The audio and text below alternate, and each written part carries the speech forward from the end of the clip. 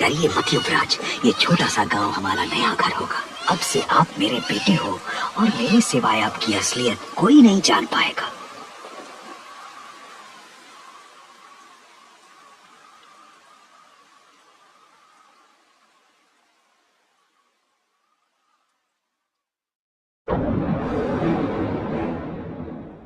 समय बड़ा कठिन था।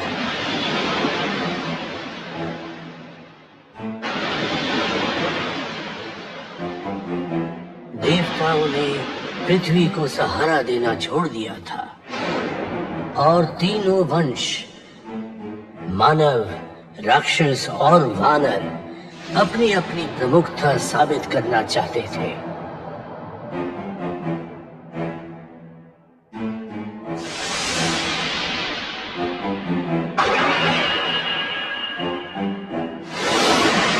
इस महायुद्ध ने कई शूरवीरों का बलिदान देखा और आखिर में तीनों वंशों के राजाओं को अपनी गलती का एहसास हुआ और उसी दिन तीनों राजाओं ने प्रतिज्ञा ली कि अब कोई भी युद्ध नहीं छेड़ेगा, बिन वजह कोई जाने नहीं जाएंगे। युद्ध के बदले में तीनों वंशों ने अपने वीरों को प्रशिक्षण देकर दिव्य बॉलर्स और बैट्समैन बनाया ताकि सारे मसलों का हल मैदान में ही हो, जहां खेला जाएगा देवताओं का प्राचीन खेल क्रिकेट।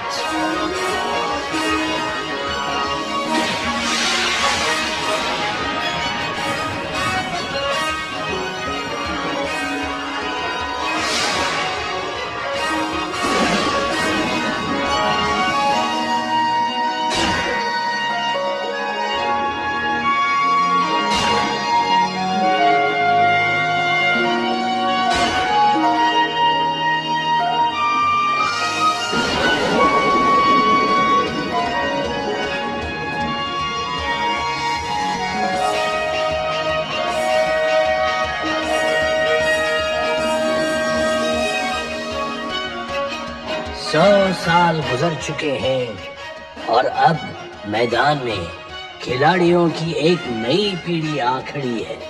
ये कहानी उन्हीं की है।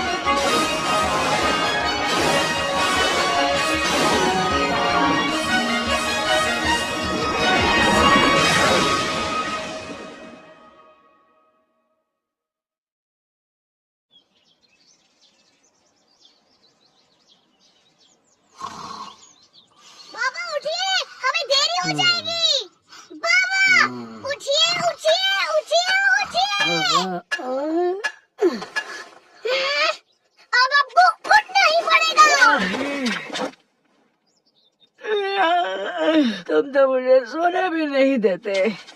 पापा भूल गए क्या? आज दो जगत गुरु अपने क्रिकेट पाठशालाओं के लिए छात्रों को चुनने आ रहे हैं। अच्छा, मुझे 1 मिनट दो। ठीक है, 1 मिनट हो गया। ये रहे आपके कपड़े और आपके जूते, आप वापस आके नहा लेना। अब चलिए। ओहो, क्या? मैं तो भूल ही गया था। कहाँ गया? कहाँ गया? कहाँ गया? नहीं रखा था। क्या कहाँ गया? मिल गया। बाबा वो क्या है? उसमें क्या है? बोलो ना, बोलो ना, बोलो ना। खेलोगे मेरे साथ तो फिर बचोगे, अगर टक्कर बैट से लोगे तो बस बचोगे। ऐसा क्या?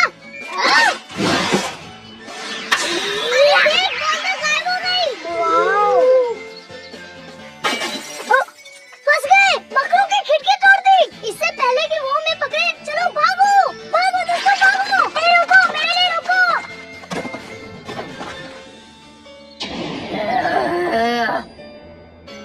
मेरी खिड़की किसने तोड़ी? मैं कहाँ भाग रहा है चूहे? छोड़ूंगा नहीं तुझे। समझ नहीं आता ये क्रिकेट में ऐसी आखिर क्या खास बात है भाई? क्या तुम भी इन सब जैसे बनना चाहते हो बाटू? नहीं पापा, जरा ये देखिए, मुझे अंगद की तरह बनना है।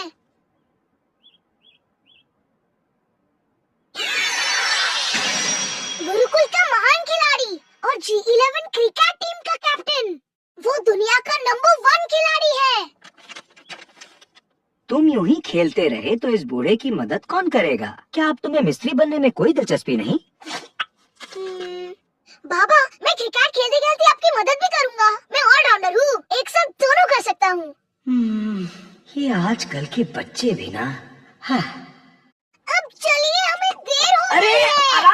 आराम से बेटा, मेरी पतलून नीचे उतरी जा रही है।